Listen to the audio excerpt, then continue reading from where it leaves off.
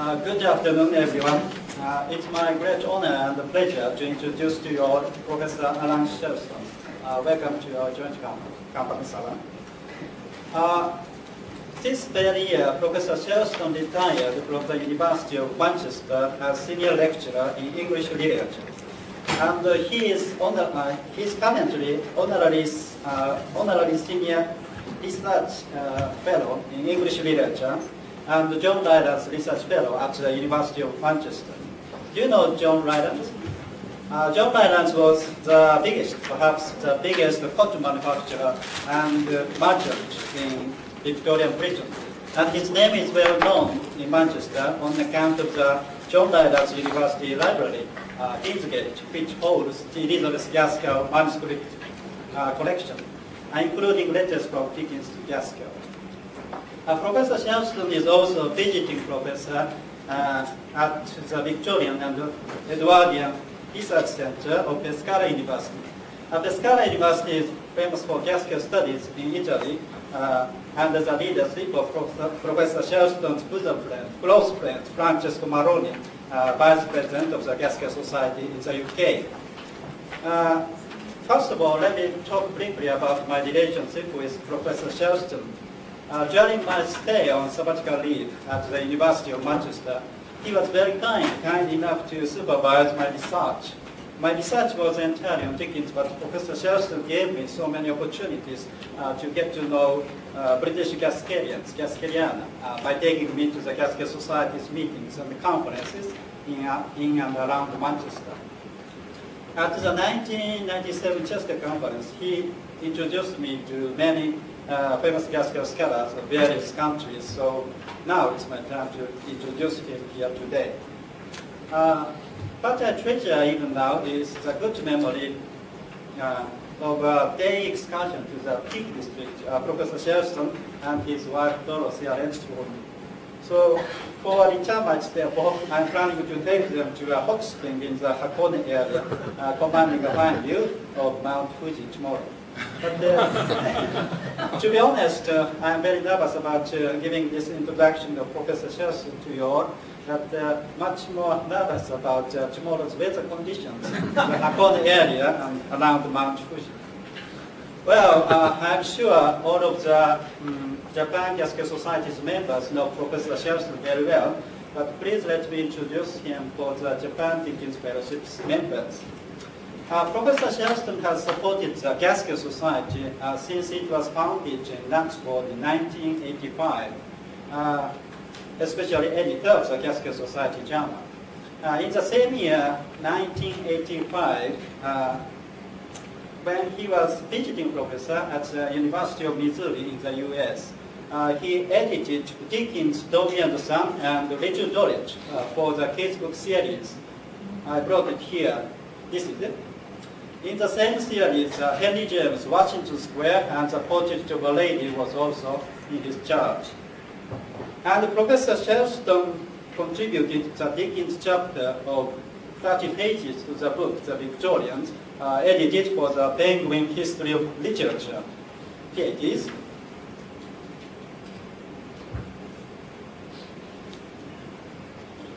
This edition edited by the distinguished Gaskell scholar Arthur Pollard in 1969.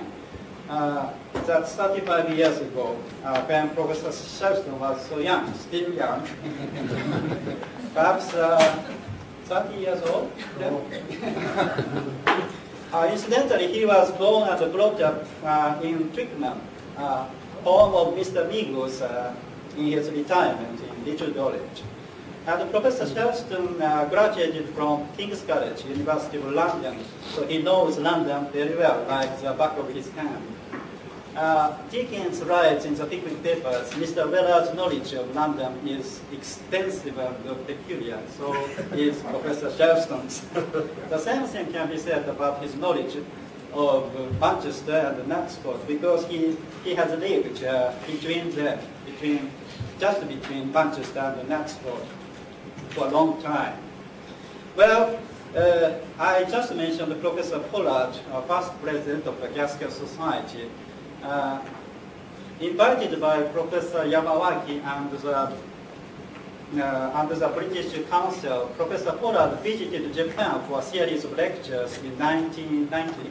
In 1966, Professor Pollard edited the letters of Mrs. Gaskell with his Manchester University young colleague, John Chappell, current president of the Gaskell Society.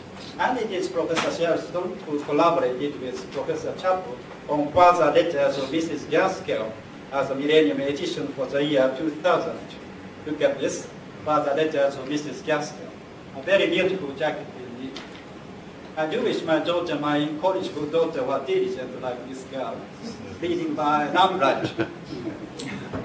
But anyway, this edition has established Gaskell, confirmed Gaskell, I believe, as a Victorian author of much greater variety and accomplishment than before, that had previously been acknowledged. In addition, Professor Shelston's Gaskell publications include the Penguin edition of The Life of Charlotte Bronte, the Oxford World's Classics edition of Booth, and the Everyman's edition of Mary Barton. I hear his Northern Critical edition of North and South is forthcoming later this year. Also, we are told that he is in charge of Cranford and related writings in the second volume of the works of Elizabeth Gaskell, published by Pickering and Chatto next year.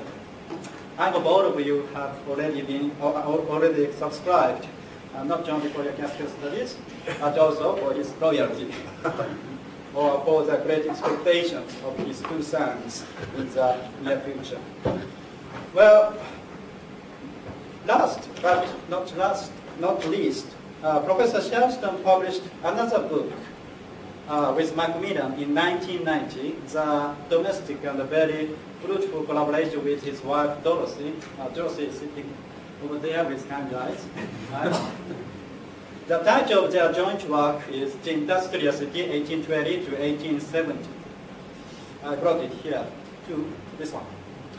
This book must have been very useful for the symposium of today on Dickens and Gaskell, social problem novelists, as useful as, for example, Louis Kazamian's famous book. Well, talking of Mrs. Shelston, she used to be a lecturer in history and sociology at South Manchester Community College. So we don't have to ask Professor Shelston why he became so enamored, so fascinated as to marry her. But I'm sure Gaskell, like beauty and intellect, are part of the story. I wouldn't be surprised if you thought just now Mrs. Shelston was to Alan Shelston, but Mrs. Gaskell was to William Gaskell. So now let's listen to Professor Shelston's special lecture on the relationship between Dickens and Gaskell in a specified context. The lecture title is, as you see over here, you can see it. The Ego and the Dam, Dickens, Mrs. Gaskell, and the Publishing Culture of the mid-19th century.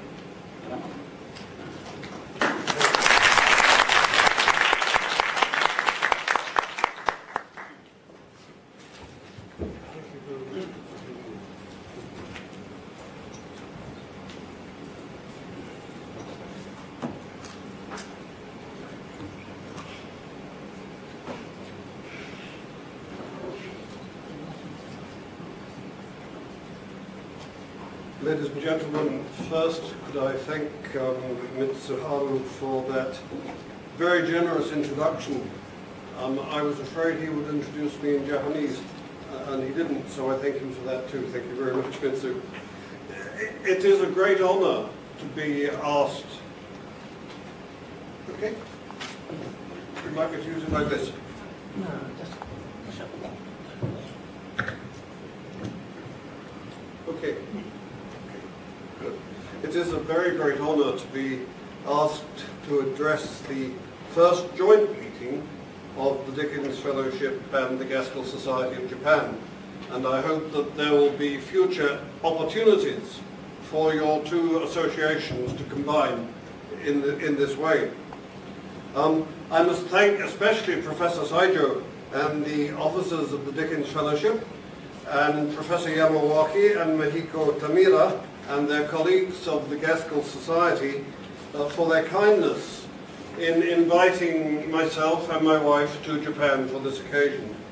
We know very much that we are amongst friends, and we look forward to meeting and talking with you informally after this presentation.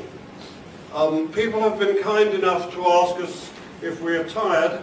Rather like Dickens, I'm never tired, but every now and again I'm exhausted. And when we return home, I'm sure we shall be exhausted, but we're not at the moment tired. I need to thank Professor Matsuoka and Professor Tatsuhiro Ono, for all the work they've put into organising our stay in Japan. They've been in constant touch with us since this project was first suggested, and they've left absolutely no stone unturned to ensure the success of this visit. Both Professor Matsuoka and Professor Ono have studied in England, and when he was working with me, Professor Matsuoka wrote a most remarkably innovative, I think would be the right word, innovative and successful dissertation on Dickens. It was on the topic of silence in Dickens, which one might think of as a kind of contradiction in terms almost, but it was a remarkably, as I say, original piece of work, and his examiners congratulated him on it when it was done. At the same time, Mitsu's work on the World Wide Web can fairly be said to have transformed Gaskell studies and indeed perhaps Victorian literary studies generally. Professor Ono is known to us in England not only as the translator of Sylvia's Lovers, but as the exponent of, in his case, a very innovative form of quantitative literary criticism. And I mention these things because we in England are very aware of the splendid work which is being done in the field of translation, but not only in the field of translation, in the field of literary criticism, in Gaskell studies and in Dickens studies and in 19th century studies generally. Only recently I heard of Mihiro and Mariko Tahira's Gaskell's Gaze, Gaskell no Menazashi, a recent work of criticism on Gaskell. And what you have to do now is translate your works of criticism so that we can have access to them. To translate the novels into Japanese is a marvelous achievement, but we would like to read what you are writing in criticism. I'm personally very glad to renew my acquaintance with other Japanese friends and scholars whom I met in England. I should perhaps mention here Professor Tojo, who first put the idea of this visit into my head some time ago now. From that little seed, this visit has grown. And I bring the greetings of the English Gaskell Society, and especially of our president, my colleague Professor Chappell, and the secretary, Mrs. Joan Leach, both of whom asked me specifically to bring their greetings to you. I've strict instructions from them to report back on my return, and I shall certainly want to tell them how welcome you have made us. Now, when I was invited to address the joint societies, I was anxious to ensure that I found a subject that would be of equal interest to Dickens scholars and to Gaskell enthusiasts. That wasn't too difficult for me because I had recently completed work on editions of both Cranford and of North and South, and that is what decided me to choose as my topic the literary relationship between the two writers, each of them in their way major figures in the rise of the novel in the mid-19th century in England. The quotation in my title, we always have to have a showy title, the quotation in my title, The Eagle and the Dove, has little in a sense to do with either Dickens or Elizabeth Gaskell. It comes from a poem by the 17th century poet, John Donne. But as Dickens once observed in a letter to Mrs. Gaskell, books must have titles, and so must lectures. And while I was thinking about the relationship between these two 19th century authors, John Donne's line kept coming into my mind, we in us find the eagle and the dove. Gaskell was famously called a dove by the English critic Lord David Cecil in a judgment that has done her a certain amount of harm. In the same essay, Cecil tells us that Charlotte Bronte and George Eliot were unfeminine. They were eagles. It was clear in David Cecil's mind that eagles were masculine birds and doves were feminine birds. No one to my knowledge ever described Dickens as an eagle, but in his role of editor and advisor to Elizabeth Gaskell, Dickens could be both powerful and predatory. Writing to his sub-editor in a state of some exasperation over one of her contributions to his magazine, Dickens says to Wills, in commas, "Do something, if anything can be done with that lady." Gender politics is certainly one of, not the least of the dimensions we shall need to consider in examining the relationship between these two major Victorian figures. But in this lecture, I don't want to think simply in terms of the personal relationship between Dickens and Gaskell. We shall need to do that, of course, but primarily I want to discuss the relationship, one which lasted from 1850, when Dickens opened his new periodical, Household Words, with Gaskell's story Lizzie Lee, effectively until Gaskell's death in 1865, in the context of publishing history, which is why there's the other part in my title about the publishing culture of the 19th century. And in particular in terms of the developments in the publishing of fiction in those years. Those 15 years, 1850 to 1865, were, after all, a period of astonishing achievement in the genre of the realist novel. Dickens, Gaskell, Thackeray, Charlotte Bronte, George Eliot, Trollope, all published major work in those 15 years, in that short period of time. Gaskell began her career as a novelist at the same point in time as Charlotte Bronte, and she was taken up by Charles Dickens. She ended it alongside George Eliot and Trollope, who were the new blood of the 1860s. But George Eliot and Trollope are very different novelists from their predecessors, defining their audience in a very different way. These differences are reflected in differing circumstances of publication, even in differences in the physical reality of the books themselves. And I should like to use these developments as a backcloth to the often very problematic relationship between Dickens, editor, publisher, and publicist, and the novelist he referred to as "my dear Scheherazade" in a tribute to her storytelling powers. And in the time I have available, I shall want to consider first Dickens's recruitment of Gaskell for the early numbers of Household Words, and then the difficulties which developed over the publication of North and South in the magazine, and finally the way in which Gaskell grew away from Dickens to establish a professional identity of her own.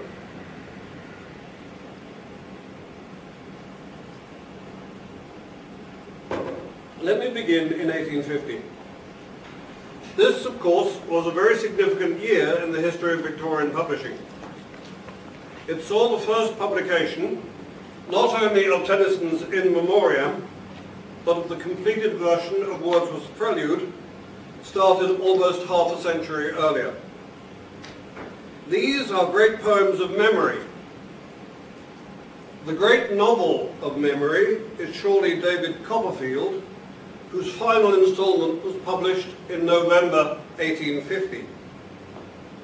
As Dickens was concluding the writing of Copperfield, he was embarking on his new project, the weekly journal Household Words, the first issue of which appeared on the 30th of March 1850. It must have been marvellous to have been a Victorian reader in that year and watch these great works come off the press. As Dickens was concluding the writing of Copperfield at the end of the year, as I say, he was embarking on his new project. I mention these well-known details to set a context, but they are in fact linked. The theme of memory, for example, was always a powerful one for Dickens, as it was for Gaskell, and indeed for the Victorians generally. George Eliot says somewhere that we should lose all of our moral being if we lost our sense of memory. Memory is crucial to our understanding of Victorian culture. In The Haunted Man, the last of Dickens's Christmas stories, published in 1848, he gives us a tragic figure who has been effectively lobotomized. He makes a bargain whereby he loses his memory, and the result of the loss of memory is that his personality, his whole being, is destroyed. With memory goes the fear, in other words, of forgetting. We remember because we must not forget, and this makes it so crucial. That is why the theme has a very real significance for the Victorian readership. Conscious of the enormous changes and pressures of the present, anxious about where their material success might lead them, they were desperate to keep contact with the ever-receding past. Carlyle's great work is called Past and Present, and the author is between past and present, as it were, looking back and trying to construct a future. And when we're in the gardens of Osaka this morning, on the one hand the castle, and there behind it that astonishing skyscraper, you have it now, as it were, in a larger form than the way the Victorians had it, but exactly the same, as it were, tension between past and present. So memory is so important. Scrooge, in A Christmas Carol, is confronted by the ghosts of Christmas past, present, and future. That wonderful Christmas story is exactly on that theme. And that concern with memory, as I say, runs right through 19th century poetry, from Wordsworth at least to Thomas Hardy. Memory constructs our consciousness, but at the same time, it is an all too potent reminder of what we have lost. But at the same time, if our past has made us what we are, we live very much in the present. That is very much the message of Mary Barton, as exemplified by old Alice Wilson, the factory worker's memories of her past, of her childhood, of the way she came to Manchester in search of work, the way she now lives in Manchester, but of what all of that has cost her. And it's true of Dickens too. If David Copperfield is the greatest of all novels of memory, and I think that's a safe judgment, if David Copperfield is the greatest of all novels about memory, his journalism, of which Household Words was to prove by far the most successful example, is all about the present. Dickens wrote to Mary Howitt, seeking her support for Household Words in the first of the extracts on the handout, and I shan't read them all out because they're full, but they're there to refer to.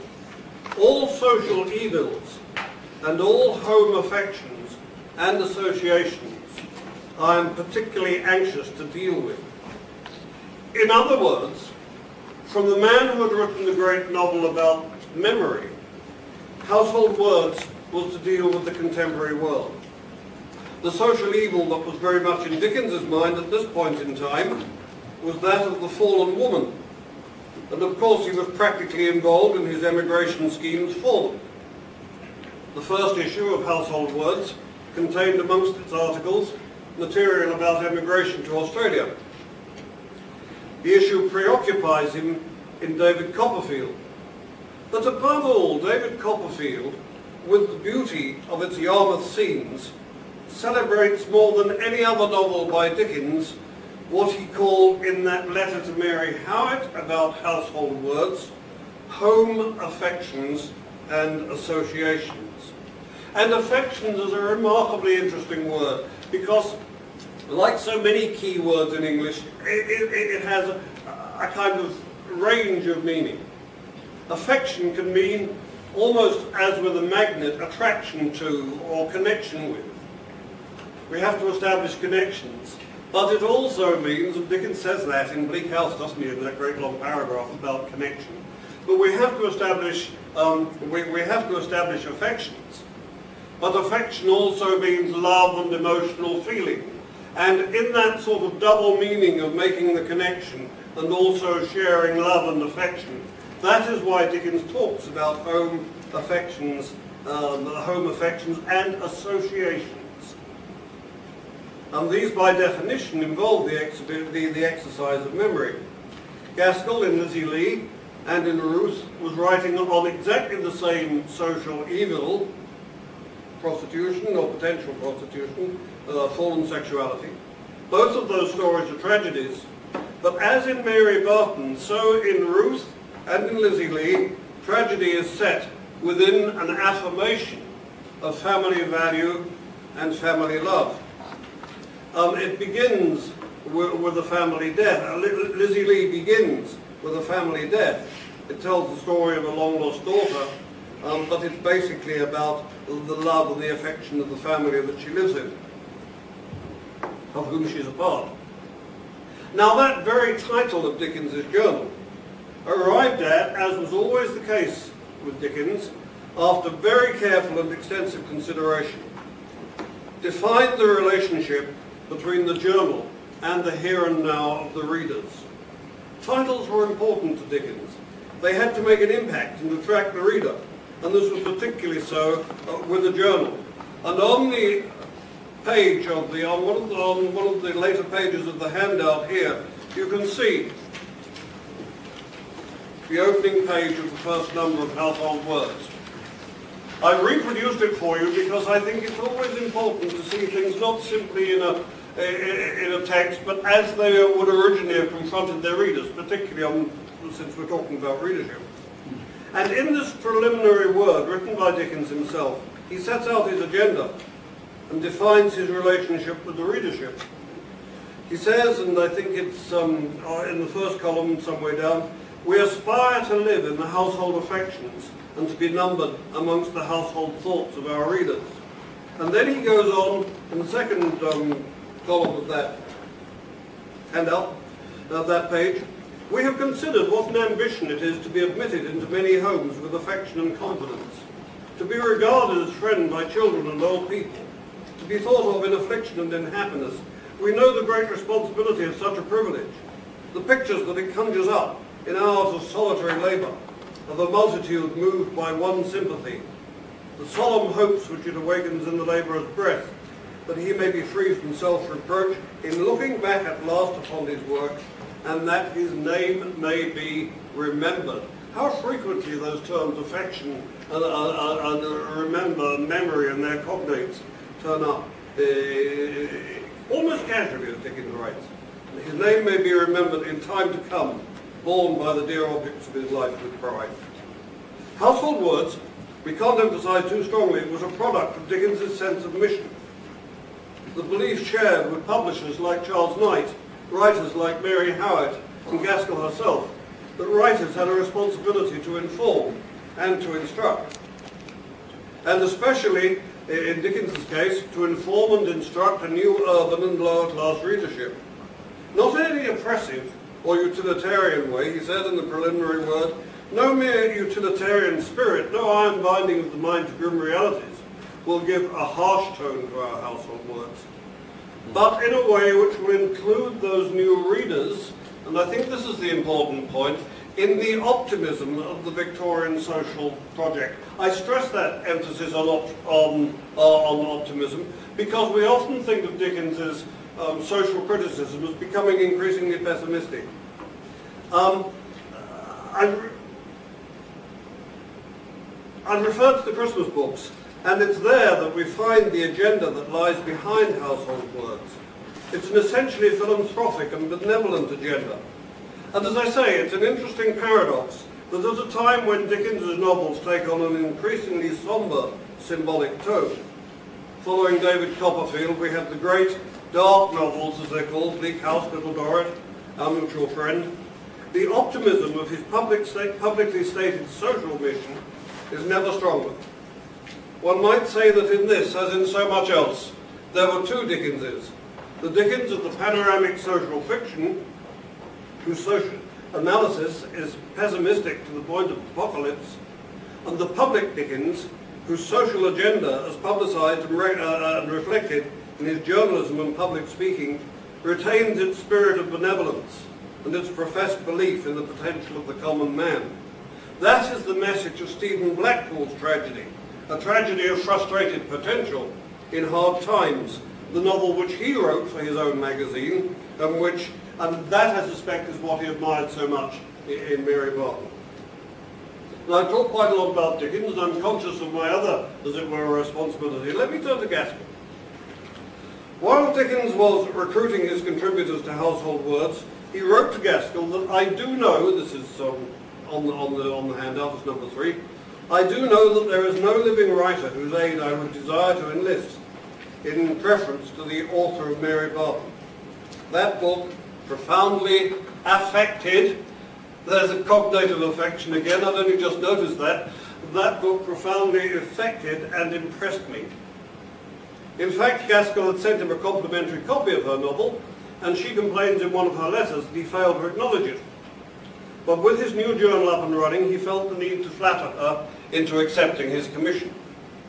What I think would have impressed him about Mary Barton was its belief in the resilience of working people, given his comments in the preliminary word, that and the novel's humanity and realism. Gaskell wrote in her preface to Mary Barton that she had been moved by the thought of how deep might be the romance of those who elbowed, in the lives of those who elbowed me daily in the streets of the town where I resided. And it's interesting to find Dickens expressing identical sentiments in his preliminary word. In all familiar things, Dickens says in the preliminary word, there is romance enough, if we will find it out. Romance is another of those interesting terms. It refers obviously to a love story, and we remember that Mary Barton was originally to have been called a Manchester love story, but its larger meaning is that of fiction itself, or perhaps the fantasies of fictional invention, as in the novels of Scott or Nathaniel Hawthorne, for example. And in that sense, it can be opposed to the concept of realism. For Dickens, as for Gaskell, though, romance is to be found not in the stories of traditional heroes and heroines, but in the lives of everyday people. These lives, too, are worthy of fictional invention. They, too, have their heroes and heroines, their tragedies and their triumphs. However that may be, Gaskell was regarded from the start as a very special contributor for Dickens.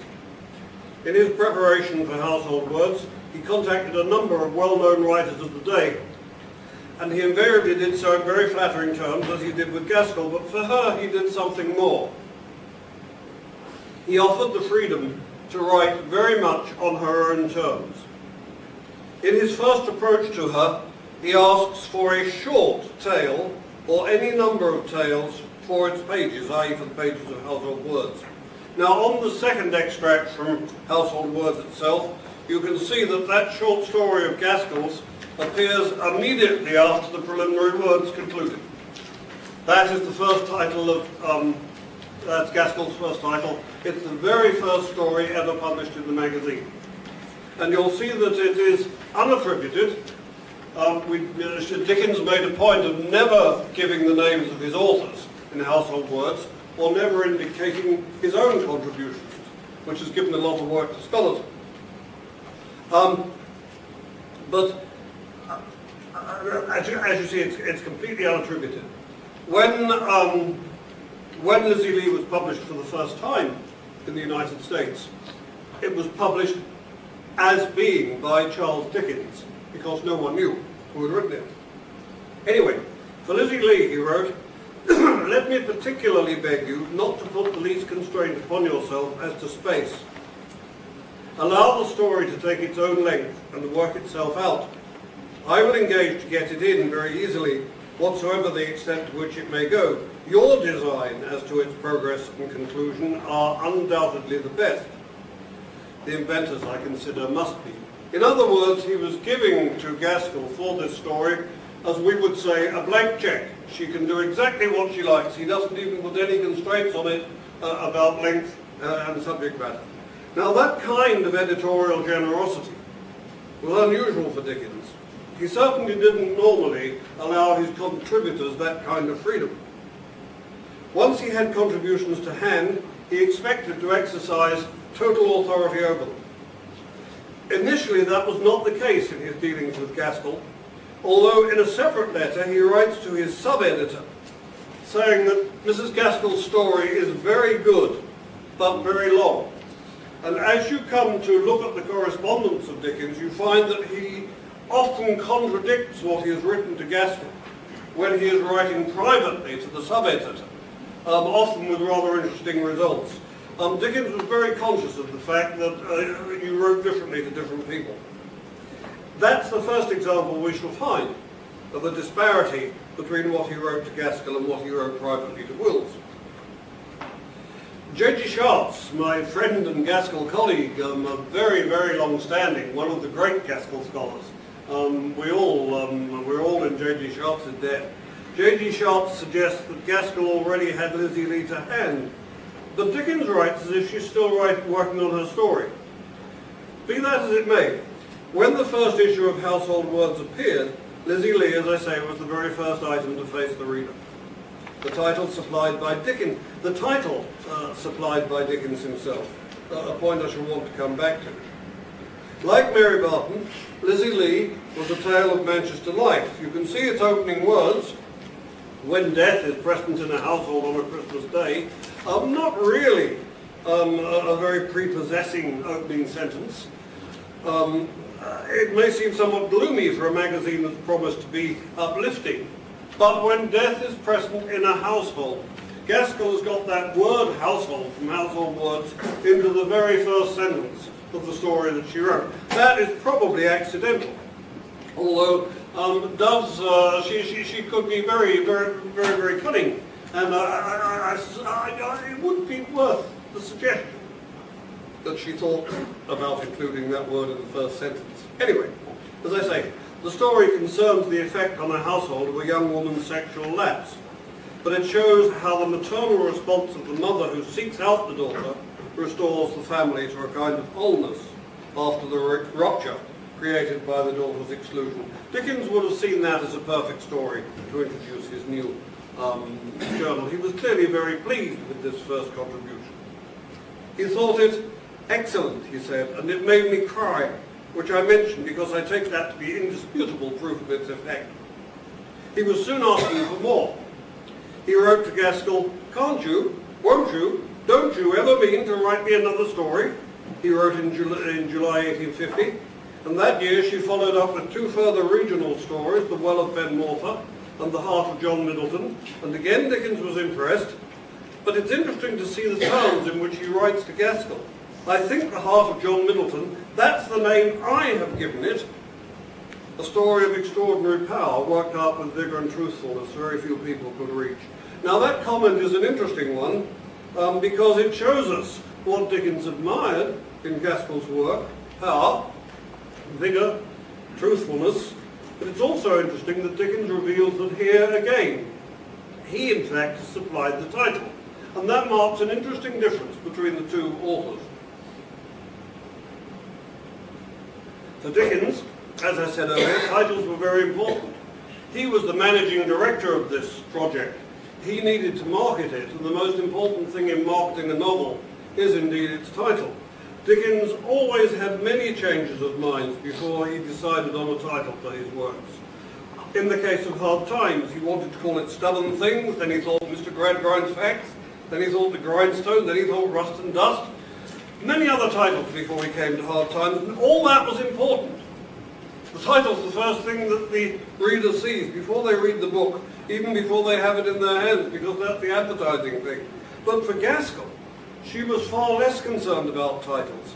Books must have titles, you know, he said in that quotation I offered you right at the beginning of the lecture.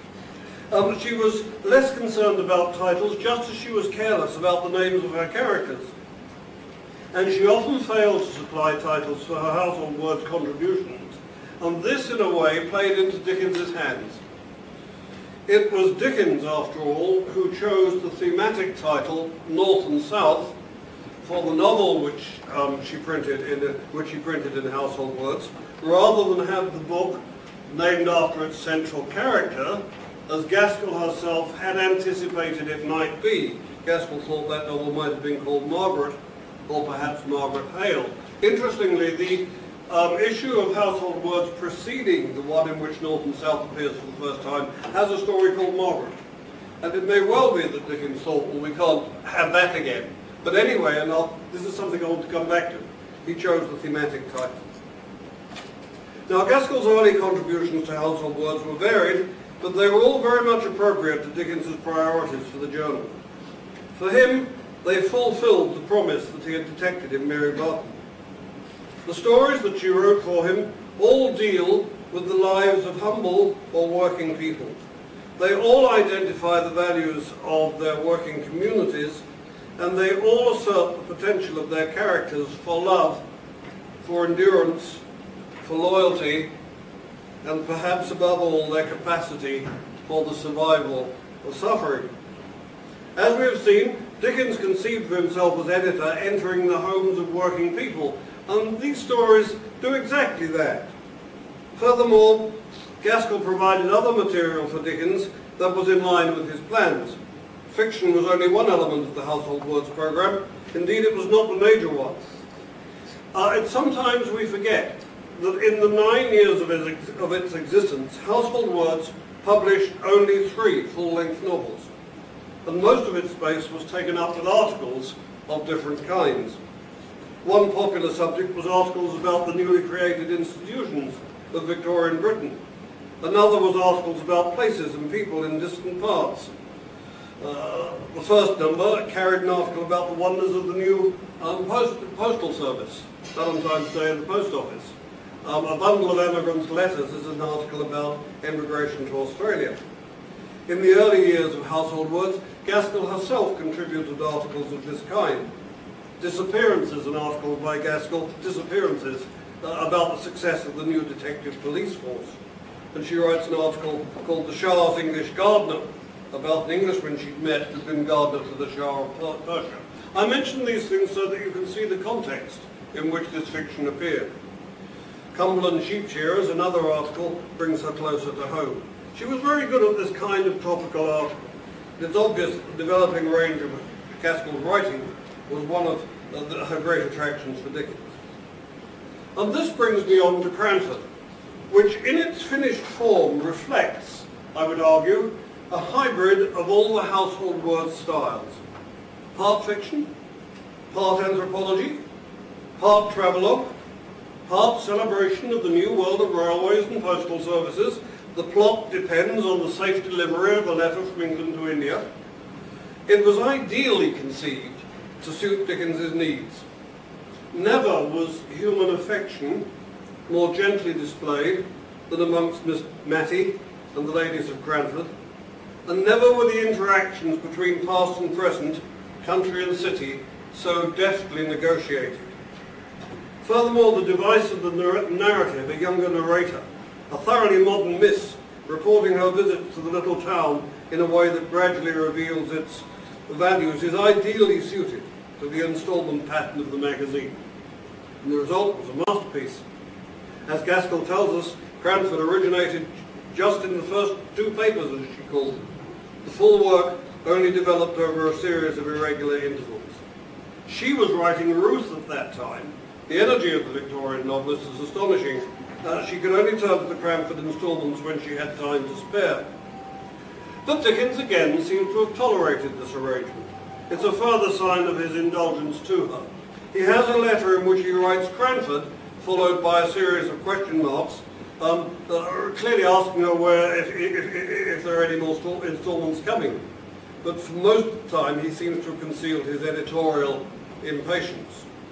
But there were coming to be signs of difference between the 2 writers. There was a protracted dispute over the conclusion of Gaskell's fine ghost story, The Old Nurse's Story, published in Household Words in 1852. Dickens not only wanted a different ending, he offered to write it and then to insert it, and gave Mrs. Gaskell it's an offer that Mrs. Gaskell promptly refused. When she submitted her opening instalment of Cranford, she was surprised to find that Dickens did alter it before it went to press, removing references to his own works. And I don't think she was really convinced by his argument that there had not been time to consult her. Dickens's reasons for what he had done were valid. Everything in Household Words, as I said, was published anonymously, and he did not want his journal to seem to be advertising his own work. But as soon as Gaskell had the chance, she restored the references. Immediately that Cranford was published as a single volume. These are just signs that the relationship is beginning to become more problematic. But Cranford, I think, is arguably the triumph of Gaskell's connection with household words. Above all, because it represents the most successful alliance of the instalment method of publication and the content of the work itself. But I want now, while I have time, to move on to North and South, because this represents the watershed in the relationships between Dickens and Gaskell. The point, in fact, at which a break in that relationship was to prove ultimately irreparable. Now, North and South was published in Household Words in weekly instalments from 2nd September 1854 to the 27th of January 1855. The dates are important because that's a quick space. It's only 3 months. These things come out weekly. It's very different from reading a monthly instalment novel like Bleak House or Dombey and Son or Little Dorrit, where the instalments come out over a period of over a year, of more than 18 months. 20 monthly instalments, with the last 2 coming together in the monthly one. There's time for both the author and the writer, both the author and the reader, to relax between the monthly instalments. The weekly thing is like a weekly magazine. It's very, very important to be aware of that difference, I think, in our reading. And I think more and more, as I talk with my students about reading Victorian novels, that they need to be aware of how they were constructed in this instalment pattern. I recently taught a course at home on George Eliot's Middlemarch, where I insisted that they read it book by book, so they got a sense of the way it was constructed. I think we have to be aware of these things, not simply in our scholarship, but in our teaching. Anyway, North and South, as I say, was published in those effectively 4 months at the end of 1854, going over into 1855. Unlike Cranford, there were no interruptions. By this time, Gaskell had written 16 items for Household Words, but she had never before committed herself to the unrelenting pressure of pre-advertised weekly instalment writing. And it does exert great pressure on the authors. Dickens himself warned her about that. A later novelist, Henry James, was to describe instalment writing as a form of torture. The novelist who takes on such a project will always fear interruption. No one had more experience of the form than Dickens himself, and it's remarkable that in all that long career of something like 35 years, Dickens only failed to deliver his instalment on one occasion, when he failed to deliver an instalment of Oliver Twist. It took a lot out of him, but I think it explains his impatience, his often expressed impatience, with contributors who were unable to work to that regular pattern. Now, it's not clear from the existing correspondence on whose initiative North and South appeared in Household Words. The first mention of the novel, and here we have to go into detail, by Dickens, comes when he thanks Gaskell for 114 pages of manuscript of the opening of a novel that she has sent him. It's in extract 5 in the handout, it's one of the longer ones. I have read the manuscript you have had the kindness to send me with all possible attention and care.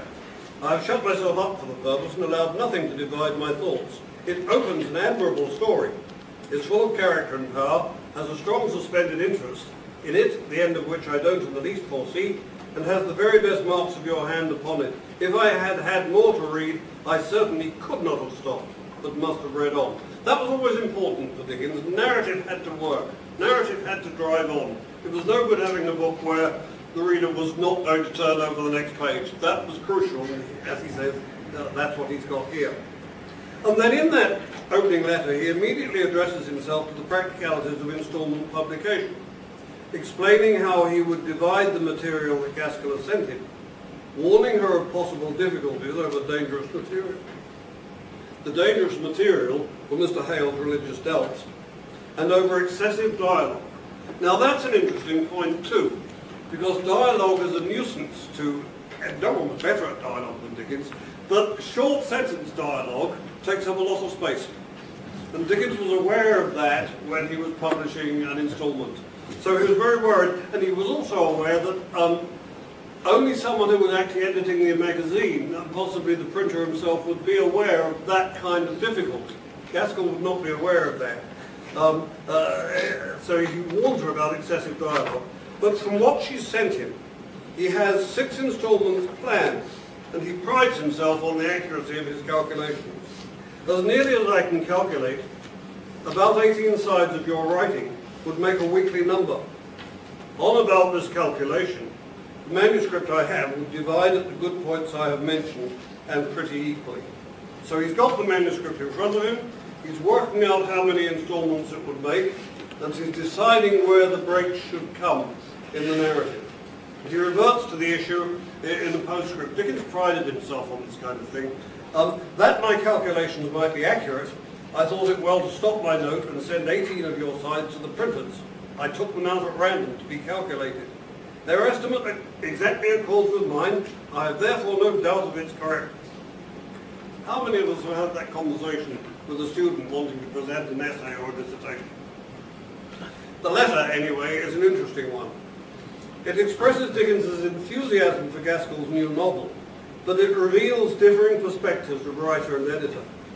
Gaskell submits her manuscript in her rather untidy, if you know it, hand. If you've seen Gaskell's handwriting, it is untidy, compared with Dickens's own, which is very neat. Dickens immediately thinks in terms of the printed page, envisaging how the narrative will be divided up, in terms of both narrative impact and word count, what is likely to impress, and what is likely to offend the readers. All this is based, as he says, on my long comparison of the advantages and disadvantages of the periodical form of appearance. And so it was. Gaskell had little such experience, and the difference was to prove problematic. She was by now, however, an increasingly experienced author in her own right, and Dickens found that she was no longer to be dictated to as if she were a novice. Gaskell's practice, once the novel was underway, was to send in the required amount of manuscript several weeks in advance of her copy being due. But it's interesting that it was Dickens who took the decision as to where instalments should begin and end, and sometimes even apparently where the chapter division should come. He did that. I was surprised to find that. In a later letter he writes, I do not understand whether you permit me to divide the story with chapters, but I believe you will be aware that it will at least be necessary to begin each weekly portion as a new chapter. It's interesting how we lose this interaction when we read from our paperback texts. We assume that everything is the work of the author. And it's only when we go back to the originals that we discover how that's been put together. We don't have a manuscript for North and South. The manuscript's been lost. But we do for Wives and Daughters. And it's clear from that manuscript that even in the last stages of her career, Gaskell left installment divisions and chapter divisions to the publisher. Dickens, for his part, was both efficient and demanding. He knew exactly how many words made a page and how long an installment needed to be.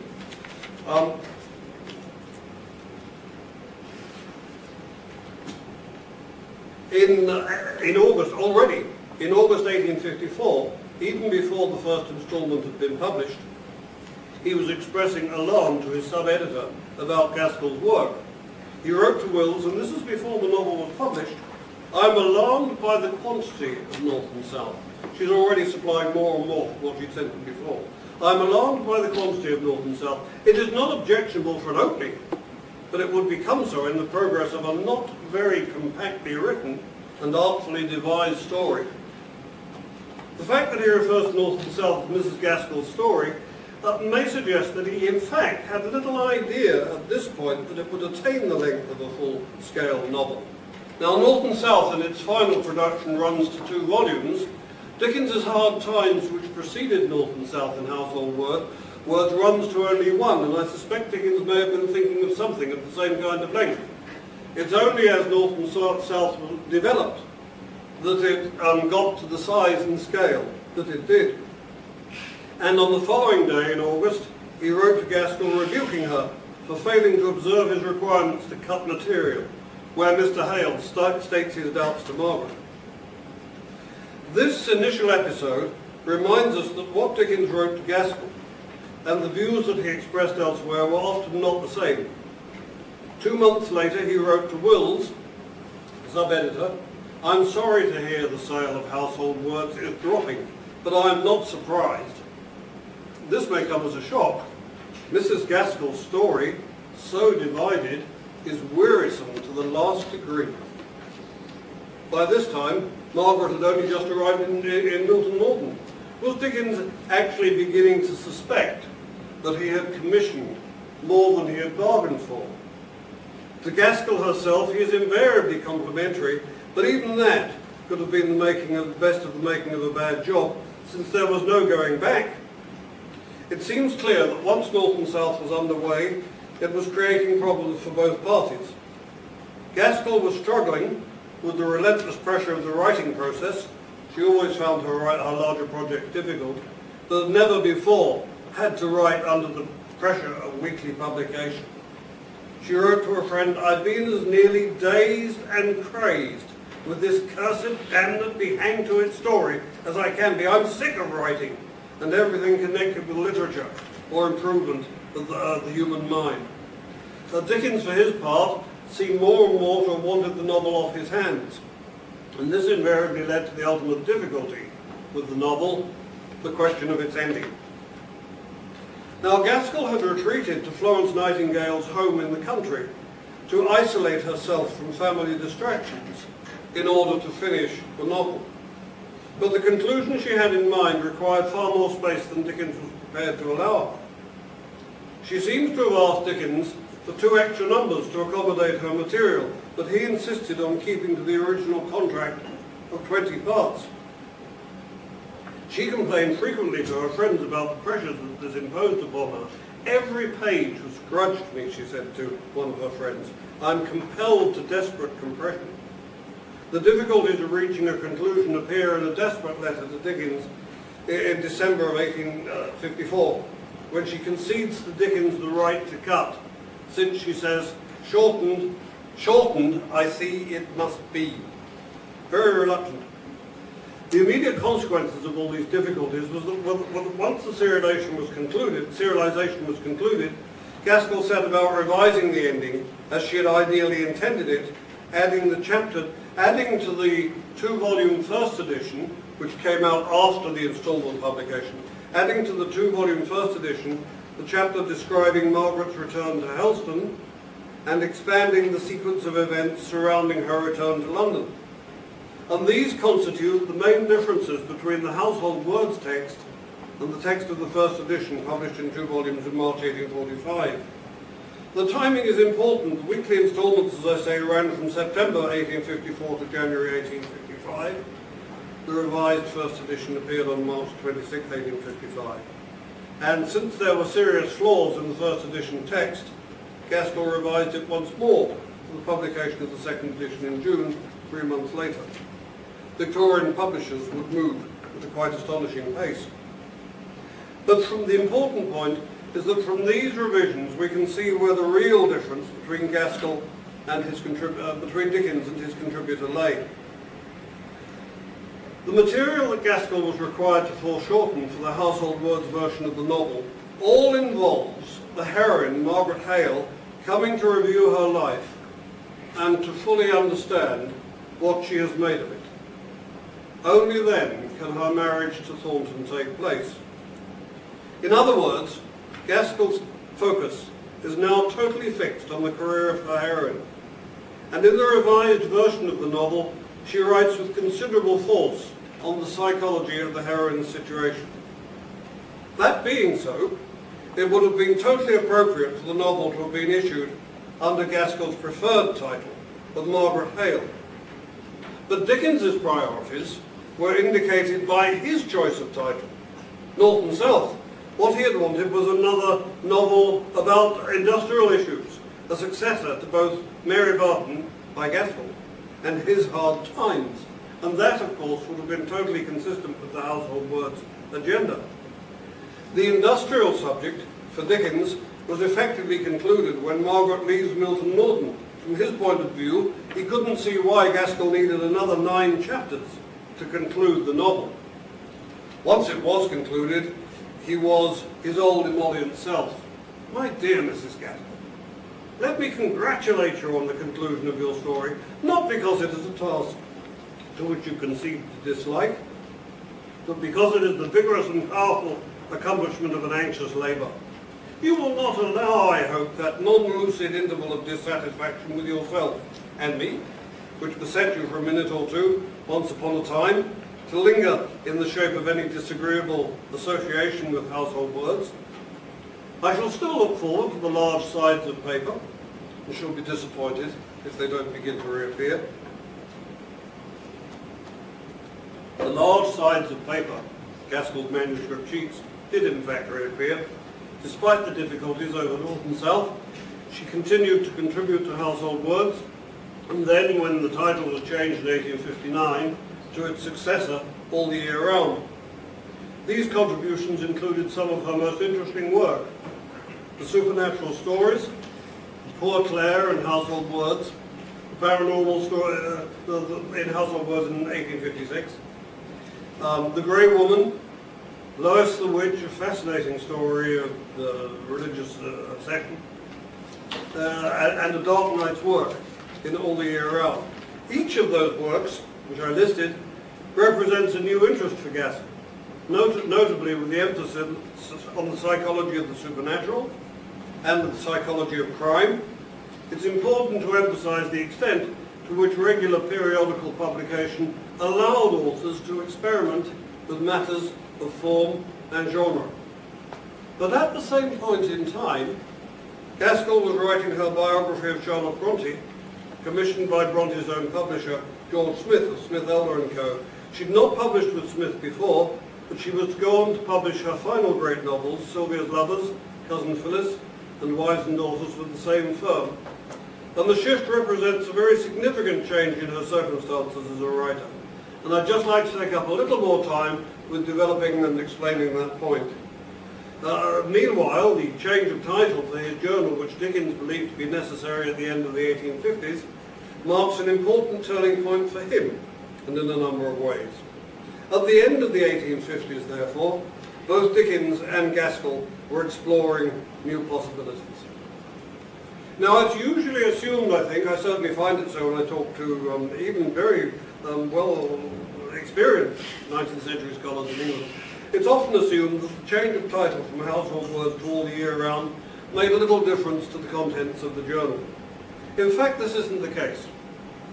As I said, the staple fare of Household Words was not the fiction it carried, but its extensive range of articles. As editor, Dickens believed in contributions of restricted length that would not tax the attention of his reader. As we've seen, much of the trouble over North and South can be attributed to the fact that it was, as we say, a quart in a pint pot.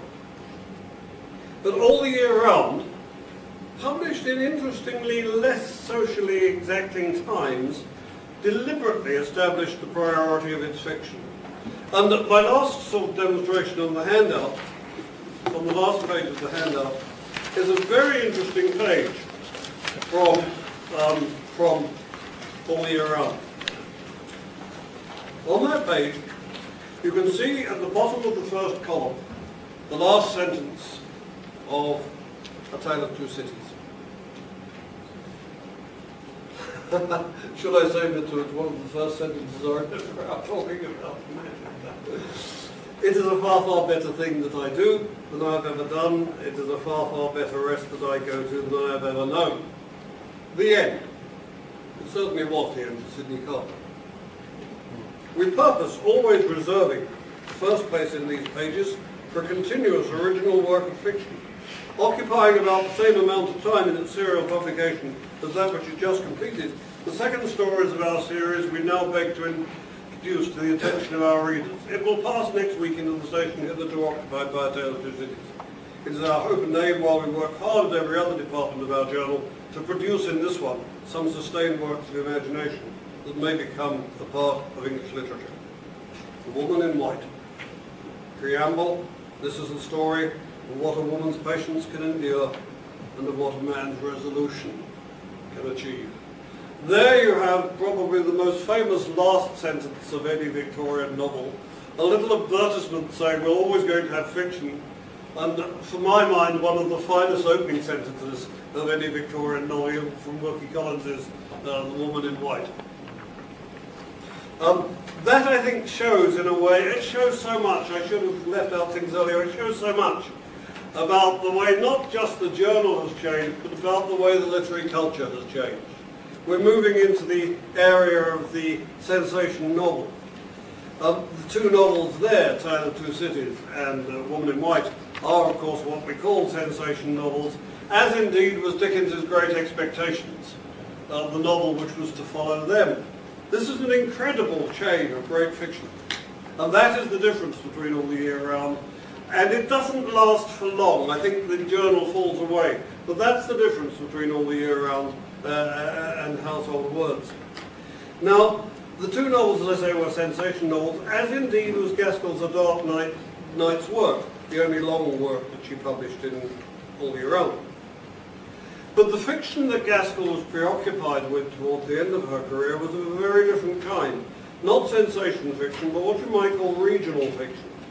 It's work that sets her alongside the coming novelists, George Eliot and Trollope, both of whom were authors for Smith.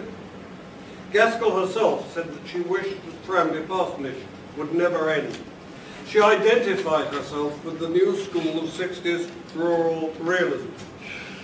And in a way it was also typical of this school of fiction that the heroine predominates in it. The heroines of English realist fiction, Margaret Hale in North and South, was just such a heroine, in fact. She was followed for Gaskell by Sylvia Robson, by Phyllis Coleman, by Maggie Gibson, and then we think of Dorothea Brooke in Middlemarch. The heroine has come to the fore in this kind of fiction. And all of these figures are examined in their respective novels in the kind of psychological detail that makes for a very different kind of fiction from what initially appeared in All the Year Round.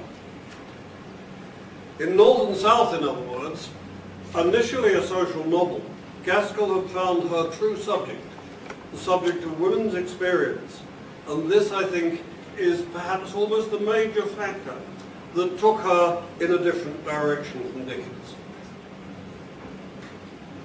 The initiation of All the Year Round also marked a turning point for Dickens, not only in his literary career, but in his domestic arrangements. It was in 1859, the year of the title change, that he publicly announced his separation from his wife. And it's interesting that Gaskell refers to that development specifically in a letter to her friend Charles Eliot Norton, implying that because it's one of the reasons why she wishes to sever her connection with Household Words. She writes, this is to Norton, "I am afraid Mr. Dickens is making some arrangement whereby they can take my story.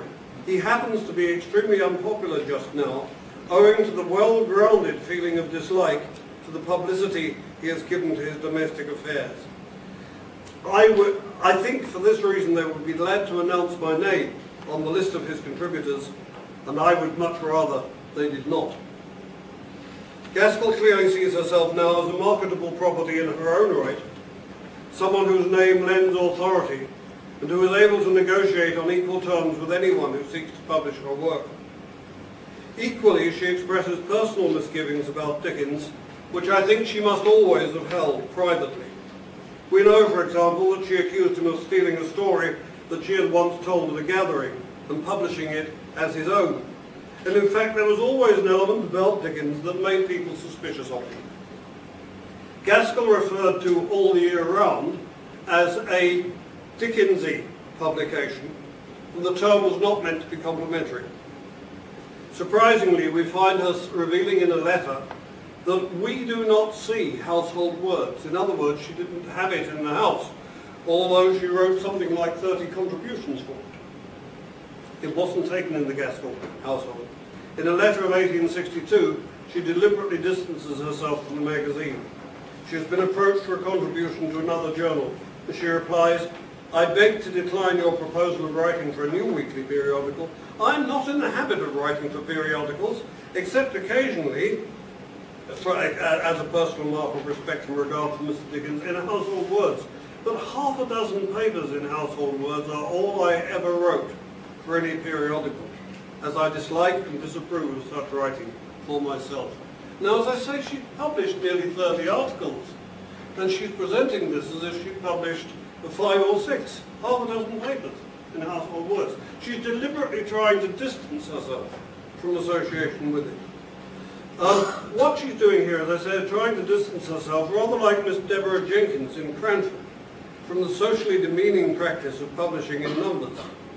By now, she is the author not of occasional pieces in a cheap weekly journal, but of full-scale novels, and the biography of George Smith, the prince of publishers, who now dominated the London publishing scene.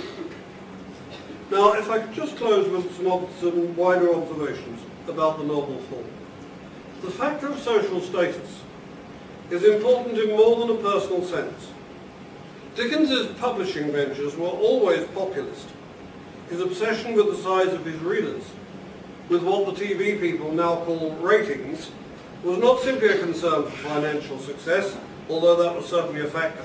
He genuinely wanted, and for the best of reasons, to reach the widest popular readership. That comes from his long-held belief that literature and the arts should not be the exclusive preserve of the affluent middle classes. Part publication had always been a means to this end, and in his last completed novel, In Our Mutual Friend, he added a postscript justifying his lifelong practice of publishing in parts. And that's on your handout, and I'll move on. Dickens looked back over 30 years of publishing in this format, but he was trying to hold back the tide. Increasingly, volume publication was becoming the socially accepted form for the novel, a sign indeed of its acceptance as a literary form in its own right. And while all of George Smith's stable of novelists published novels in parts at some point in time, Gaskell's Cousin Phyllis and Wives and Daughters were first published in monthly instalments, as were George Eliot's Romola, Trollope's Family Parsonage. There was a very real difference between the social standing of their work and the assumed readership of Dickens's projects. It was George Eliot who accused Dickens of lacking artistic truthfulness, implicitly in his search for popularity. It seems to me a charge which is very much dated. I think it's arguable that I think this is the interesting thing, it is arguable that it is at precisely this point in time that the division between popular fiction and the serious novel becomes an issue in the history of the form. It's at this time, Virginia Woolf, who said of Middlemarch famously that it was the first English novel written for grown-up people. Dickens is derided by someone like Virginia Woolf as a children's author, and that's that interesting division which is happening in the 1860s. Gaskell wrote in 1858 to her publisher in France, "Dickens reads aloud instead of writing, and is said to earn more money in this way." Again, there's a slight sense of superiority there, social superiority. She does concede that at the same time, she herself had been reading Little Dorrit over her neighbour's shoulder in an omnibus and was impatient because he turned the pages so slowly. Dickens continued to solicit material from her, although with varying success. His few comments on her work for him at this time suggest editorial impatience rather than gratitude. For her part, Gaskell grew increasingly distant. When Dickens came to Manchester in 1852, he was received and entertained at the Gaskell home, but there is no evidence of her having attended any of his later readings and performances in the city. It is clear from her letters that Gaskell continued to read Dickens's novels, but one wonders whether he was so faithful to hers. This was, in fact, a partnership and a friendship that had served its purpose. By the late 1850s, these two great Victorian novelists were going their separate ways. But so too, perhaps, was the novel form itself. Thank you for your attention.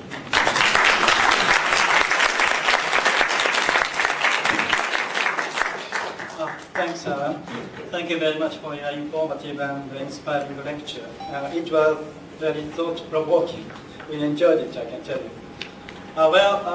The Dickens-Gaskell relationship was discussed by some critics, and scholars, mostly in personal terms, but Professor Shelston has given us a truer explanation of the relationship by seeing it in the context of publishing developments between 1850 and 1865. In other words, between the birth of household words and the death of Elizabeth Gaskell. So, if I remember right, Professor Shelston has lectured on first Dickens' recruitment of Gaskell as a very special contributor to the early numbers of household words. And then the problems, difficulties, which the publication of North and South in the weekly magazine, but Professor Shelston wrote a quote in a Pine Pot, produced for Dickens and Gaskell as editor and writer. And finally, how the way in which Gaskell distanced herself from Dickens and the weekly serialization as an accomplished novelist, and to use Professor Shelston's words, marketable property in her own right. We welcome any questions or comments from the audience. So if you have, please raise your hand. Please feel free to put your question to him, not to me. Does anyone here have any questions or comments? Professor Shelston has given us a truer explanation of the relationship by seeing it in the context of publishing developments between 1850 and 1865. In other words, between the birth of household words and the death of Elizabeth Gaskell. So, if I remember right, Professor Shelston has lectured on first Dickens' recruitment of Gaskell as a very special contributor to the early numbers of household words, and then the problems, difficulties, which the publication of North and South in the weekly magazine, but Professor Shelston wrote a quote in a Pine Pot, produced for Dickens and Gaskell as editor and writer. And finally, how the way in which Gaskell distanced herself from Dickens and the weekly serialization as an accomplished novelist, and to use Professor Shelston's words, marketable property in her own right. We welcome any questions or comments from the audience. So if you have, please raise your hand. Please feel free to put your question to him, not to me. Does anyone here have any questions or comments?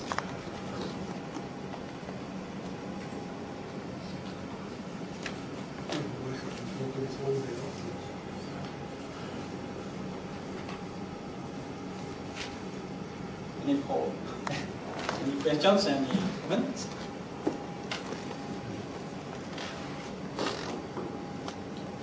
Yes, thank you. Just how unique the Dickens-Gaskell relationship is. Are elements of that relationship replicated in other relationships? I think it is unique. No, I think it is unique. I mean, you can almost do that statistically. The number of works which, despite their sense of each other's difference, were actually published of Gaskell by Dickens is really quite remarkable, and there's always a different tone in the correspondence with Gaskell. I mean, for the sake of argument, perhaps I may have exaggerated the separation, although I think it is strong in the late 1850s. But I think there's always a sort of sense of understanding what each other are doing, which is crucial in this kind of relationship, and I can't think of any other combination which would be quite like that. I mean, curiously, the only other combination would be, at a different, I put it in terms of social level, would be the relationship between Smith and his authors, because he was a publisher who was very, very good at encouraging, helping, seeking out talent, all of that. But I think the Gaskell thing, the Dickens-Gaskell thing was unique, and it came at that particular point in time when it happened to be possible. It's a combination of the two figures and the moment in time. I'm sure of that, yes. I mean, I think, as ever, in a rather schematic lecture, you tend to look for pattern and scheme. And Dickens's relationship with Gaskell was often what we would say sort of joshing, a kind of they knew what they were saying to each other, as we do to our intimate friends.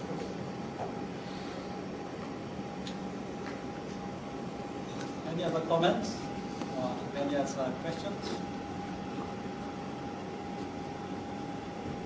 Yeah, I don't know if this is an unusual way to do it.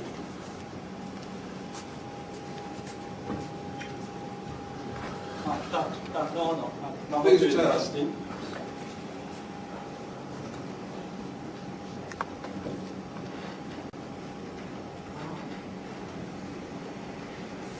I understand that you mentioned about the North and South, and I understand you cast doubts about it as reading as a industrial novel. Yes.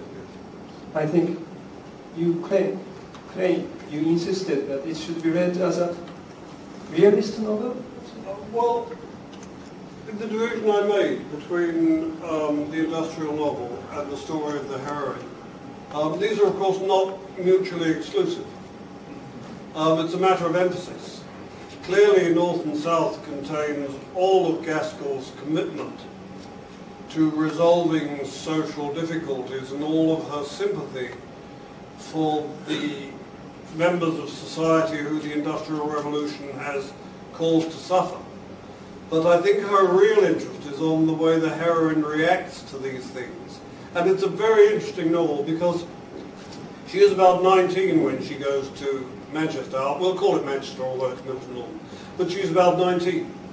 She takes on the responsibility, because her mother is a helpless invalid, for settling the family in the city. Her father is incapable of taking any kind of decision. So she immediately comes to the fore in terms of the acceptance of responsibility for the situation they're in. She investigates the industrial scene. She makes friends with the workers and the worker's daughter. She also makes friends with the great industrialist. And in all that sense, it's an industrial novel. But what it is really about, I put that wrongly. What it is also about is about her emotional and psychological development. She has to endure the death of her mother, the death of her father, the death of her father's best friend, and she is 19 when she absorbs all this. And she is in repeated states of psychological trauma, which Gaskell examines, I think, with great sensitivity. And she then wants to spend the later part of her novel examining it. I think it's an incredibly complex situation. I think the heroine is quite wonderfully done. And she always referred, I don't think she planned to call the novel necessarily Margaret, but in her casual writing she always referred to the novel as Margaret. And then finally she brings about the marriage at the end, which is the proper marriage. It's like Mr. Darcy and Elizabeth in Pride and Prejudice. It's a Victorian version of that. You have the final marriage at the end. Now, as I say, I don't think the personal is to the exclusion of the social. What I think is you have a remarkable chemistry between them. And then that takes you back to Mary Barton, which is about a 16-year-old heroine who has to face the responsibility for everything that happens. And I think Gaskell was very interested in the heroine. I use the term realism somewhat carelessly, but I think that's why I used it there. It is about that experience. And I think it's worth remembering that Gaskell had 4 daughters of her own, who were all about the age, well, the elder one would have been about the age of Margaret at the time that she wrote the novel. Now, what Gaskell knew about society was, for all of her marvellous powers of observation, fairly limited. But she did know a lot about the emotional and psychological traumas of young women, because she got 4 of her own. And I do actually think that is a quite serious point. I think that, I'm repeating myself, but I think that is why North and South shades into the novel which would be called Margaret. And I think we have always tended to read it as a social novel because of the example of Mary Barton. And we say, for example, well, in North and South she turns to the employer's side. North and South comes from a different economic moment in English social history. But I think, as I say, that out of it comes that novel Margaret, and Margaret Hale precedes Sylvia Robson and Molly Gibson and the other great Gaskell heroines. She's far from a stereotypical figure. Oh, thank you for the question. It enabled me to make that point a bit more clearly. Thank you. Yeah, what I'd like to say is that what you mentioned is clearly reflected on the structure of North and South, by which I mean, for example, to examine the appearance rate of each character. Yes. If we read that novel as an industrial novel, characters such as Higgins, yes, and the representative of workers, yes, and the John Thornton, yes, the representative of masters, yes, their appearance rate should be higher. Yes, but actually, their appearance rate is much lower. It's the first in that novel. The character which appears most is of course Margaret. And the second one is not John Thornton nor Higgins. The second one is their parents. Yes, yes. So yes. John Thornton and Higgins rate is I don't remember exactly, but they are the fifth or seventh. Yes. So in that point, it is a little bit doubtful to read that novel just as an industrial novel. Yes. So thank you. That's very much. I'm very gratified to have that confirmed by the kind of work that you do, because, as I say, Professor Ono's work is of this quantitative kind, and I think that's very, very interesting. We must get together on that and use it mutually. Yes. Thank you. Thank you. Any other questions?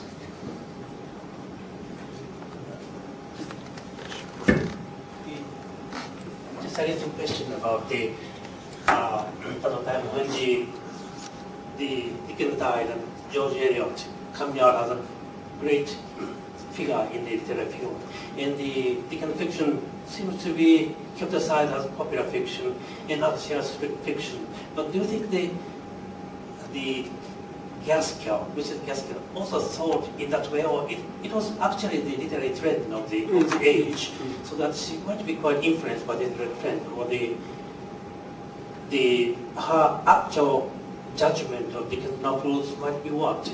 Because now today the Dickens is far more than a popular novelist, but he's a really great serious novelist. Yes. So, yes. what do you think about that? Well, yes, that's an interesting question. I think Dickens's reputation is one of the most interesting and complex of the topics about Dickens, because the Dickens that we admire, I think, very much following the trend of American criticism of perhaps the 1950s, is the Dickens who wrote the great symbolic novels. Bleak House, well, starting perhaps with Dombey, but Bleak House certainly, Little Dorrit, and Our Mutual Friend. Now, to his contemporaries, those novels, George Ford, Professor Ford in his book Dickens and Dear Readers, has suggested that to Dickens's contemporaries, those novels seemed to be a falling away from his great achievement, which went perhaps from Pickwick to Copperfield. The young Henry James wrote a very famous review of Our Mutual Friend, where he said, Bleak House was forced, Little Dorrit was laboured, and Our Mutual Friend was dug out as with a spade and pickaxe. In other words, the coming young novelist dismissed those late novels. Now, I think I think quite understandably and properly now think of those novels as the great novels, although I must say that one loses perhaps in those later novels that sense of the absolute extravagant comedy that you find in the early ones. If I can make a personal point here, if I had to take one Dickens novel to a desert island with me, well, mine would be Martin Chuzzlewit, and I would ask for the old curiosity shop in my back pocket. Now that's interesting because you see, I simply make that point because my affection for the early ones, the trades. Now to come back to your point about Gaskell, the only comment we have by Gaskell about a later Dickens novel is Little Dorrit, and it's clear that she was impressed by it. I think she was writing a different kind of fiction, and as you say, that's the literary trend. I think also that Dickens is the only novelist, almost, the only great novelist, who bases all his fiction on the City of London. Now, Gaskell was not interested in London at all. And she has a London section in North and South. It is not like Dickens. And when she wrote the preface to Mary Poppins, she said she intended to write a provincial novel and wrote about Manchester. And I think in her later novels, she is going back to that earlier affection for provincial society, rather like George Eliot. But the remarkable thing about Gaskell is that she's very open-minded. So I don't think we can conclude from that that she didn't like the late Dickens novels. I think simply as great novelists, they went different ways. Thank you. Thank you.